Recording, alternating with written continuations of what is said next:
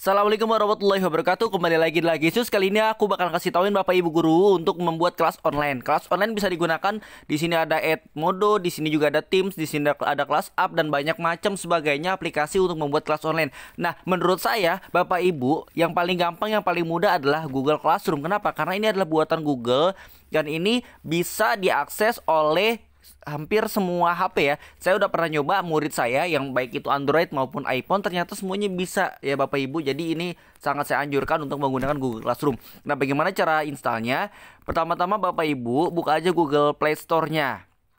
Di Google Play Store ada di sini Google Classroom ya Bapak Ibu ya. Google Classroom, lalu klik aja di sini install Bapak Ibu.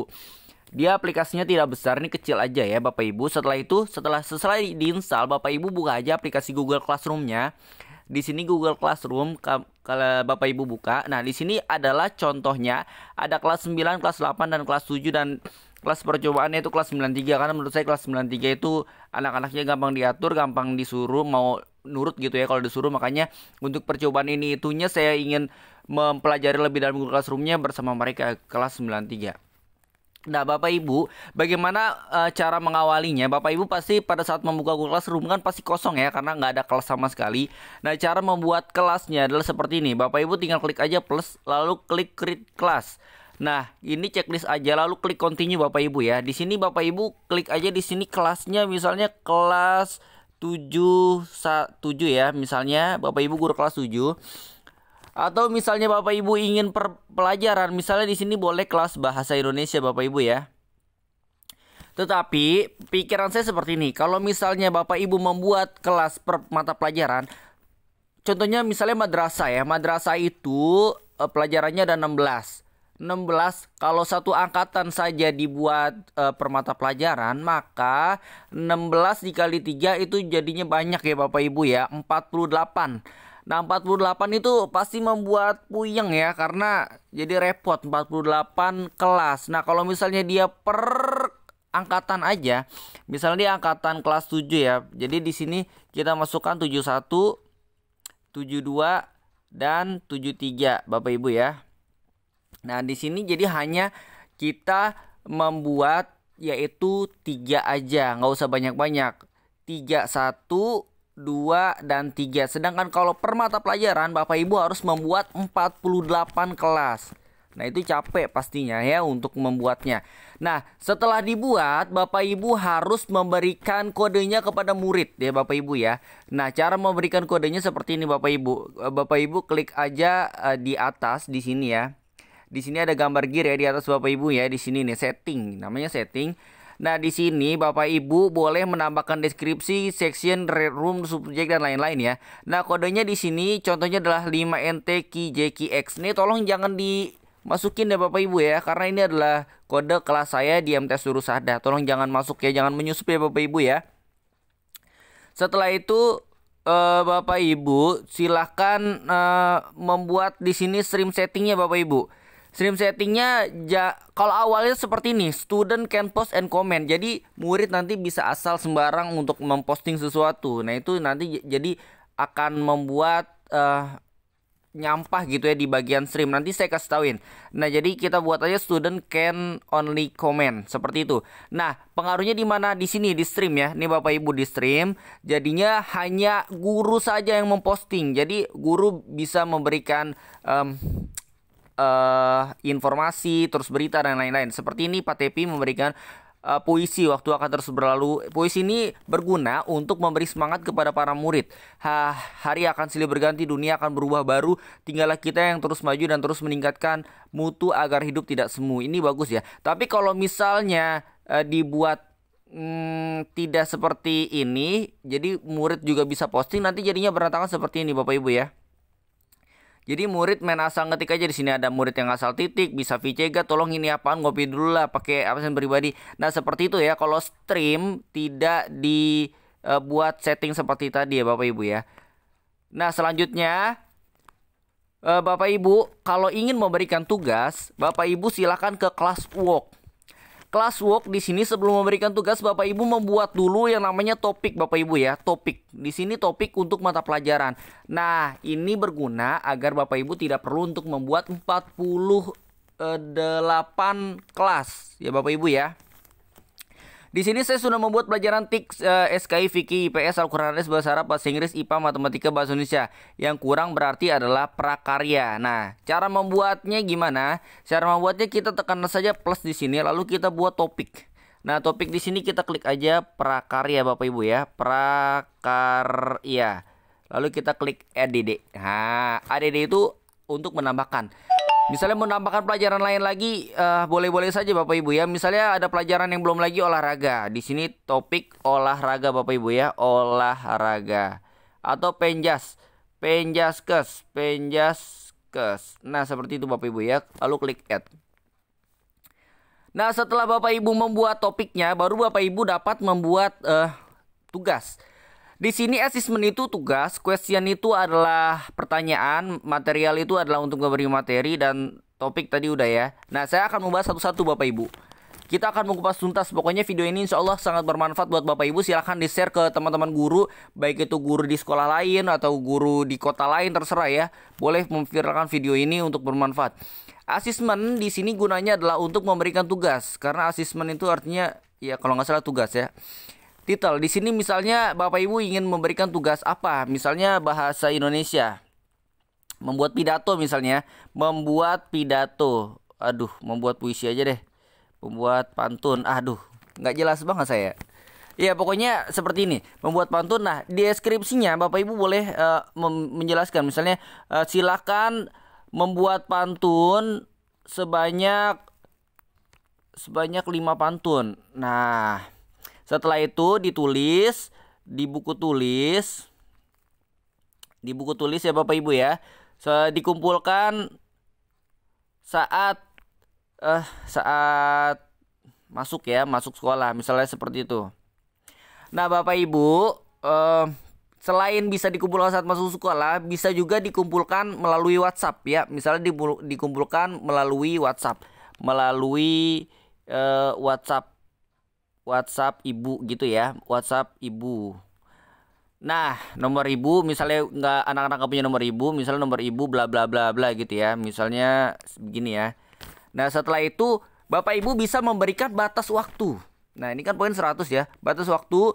Di sini misalnya Bapak Ibu mau anak tuh disiplin, jadi kalau udah dikasih tugas harus dikumpulkan gitu ya. Nah, dikumpulkannya misalnya tanggal 19 ya. Bapak Ibu cuma ngasih waktu misalnya 3 jam. Sekarang jam setengah 8, berarti setengah 9, setengah 10, setengah 11. Berarti Bapak Ibu buat aja di sini angkanya 8, setengah 11, 10 di sini ya. Setelah itu ini buat menitnya kita ke 30 misalnya gitu ya. Nah, sudah, lalu klik topiknya. Di sini tadi pelajaran bahasa Indonesia. Bahasa Indonesia kita pilih lalu klik save. Sudah selesai Bapak Ibu. Nah, kalau misalnya Bapak Ibu ingin menambahkan contoh pantun misalnya apa gitu ya. Di sini bisa melampirkan nih, lampirkan attachment. Bapak Ibu bisa mengambilnya dari link, dari file misalnya dari file gitu ya. Bapak Ibu misalnya mau ngupload ini misalnya ini ya. Oh, ada masalah ya saat mengupload, mohon maaf. Ya, pokoknya ini bisa upload ya.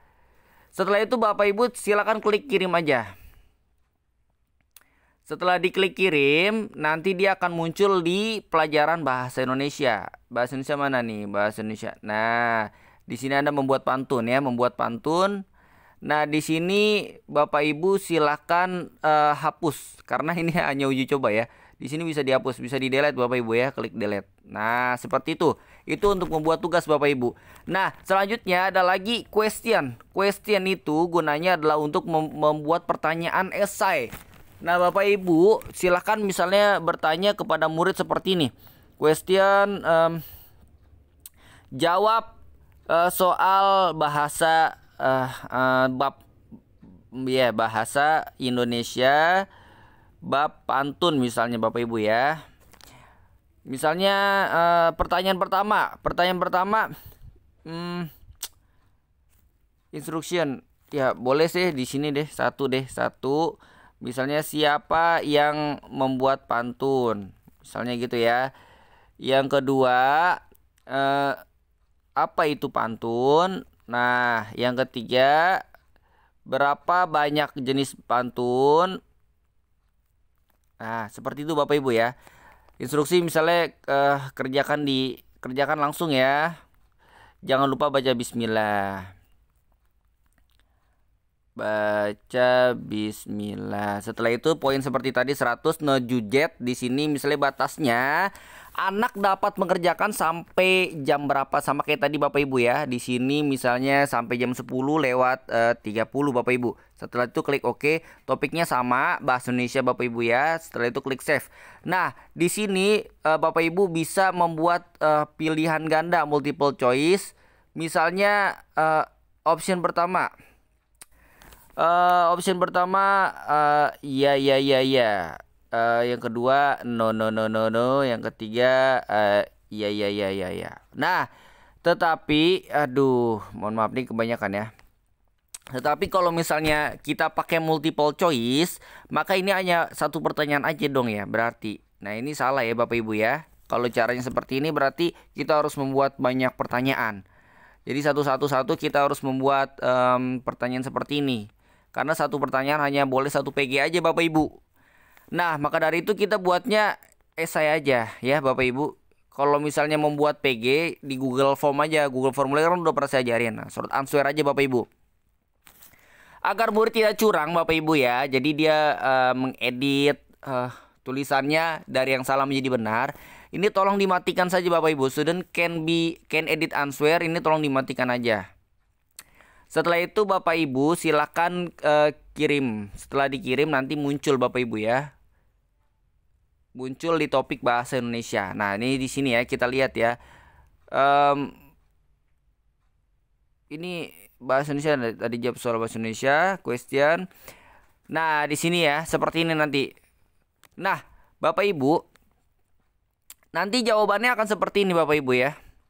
Saya ada contoh tapi bukan pantun, soal yang lain Bapak Ibu ya. Ini delete dulu. Coba saya refresh. Setelah saya refresh dia muncul nggak ya? Tentunya tidak muncul ya Bapak Ibu ya. Setelah itu kita kembali ke kelas 93, kelas percobaan. Saya tadi sudah sempat bertanya, di sini ada tes ya. Ini question Bapak Ibu ya. Nah, setelah dijawab oleh murid, contohnya seperti ini nih. Nih, murid sudah pada menjawab ya. Misalnya Aida Putri. Pertanyaan dulu. Pertanyaannya seperti ini. Ini tugas coba jawab dah. Siapa nama gubernur DKI Jakarta? Siapa nama presiden? Siapa nama kamu? Siapa nama doi kamu? Siapa aku bagi kamu? Siapa nabimu? Student answer. Di sini murid misalnya menjawab yang pertama Anies Baswedan, kedua Jokowi, ketiga Aida, keempat gak punya, kelima guruku, yang keenam Nabi Muhammad. Nah, menurut Bapak Ibu ini jawabannya gimana? Oh, ada satu yang salah, gak punya misalnya. Harusnya punya gitu ya. Nggak boleh deh, nggak boleh pacaran ya. Maksudnya ini cuma ngetes doang ya Bapak Ibu ya. Misalnya kita kasih nilai dia 90. Setelah itu kita klik return ya, returns.